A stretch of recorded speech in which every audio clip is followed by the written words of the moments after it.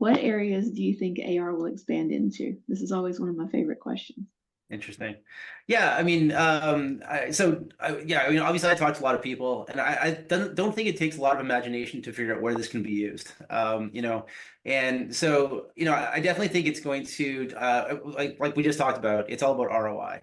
And so, where can you have the biggest immediate ROI? So we've talked a lot about, on shop floor and maintenance activities, but within I think 5 to 10 years, especially as what Apple's done, that's going to spur competition. That Samsung is going to come out with a Vision Pro killer soon, and then LG and HTC and all the manufacturers are going to this is going to be the new era of computing, and so that lends itself to some really cool things like I always talk about IKEA furniture or any furniture building.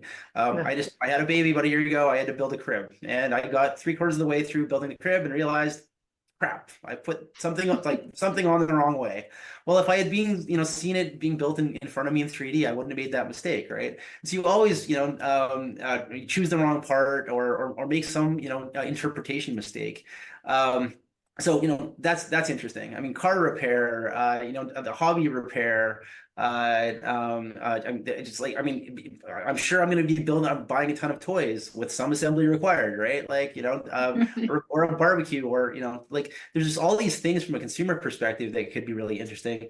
Not to say the least of all the enterprise use cases that we've already talked about here. Manufacturing, field service, MRO, training. Yeah. So yeah, I think this is going to be a transformational technology that within, I don't know, some time frame, 5, 10 years, we'll think, how did we ever live without this? Just like our smartphones today, right? So I think it's a really exciting space. I was driving along one time and the fuel pump went out on the car out in the country, and I had to get on the phone with my dad. And he walked me through how to he had a fuel pump in the back because he knew it was going to happen at some point, but he didn't know when. Yeah. And Yeah. changed it out on the phone, but it would have been so much easier with this type of technology.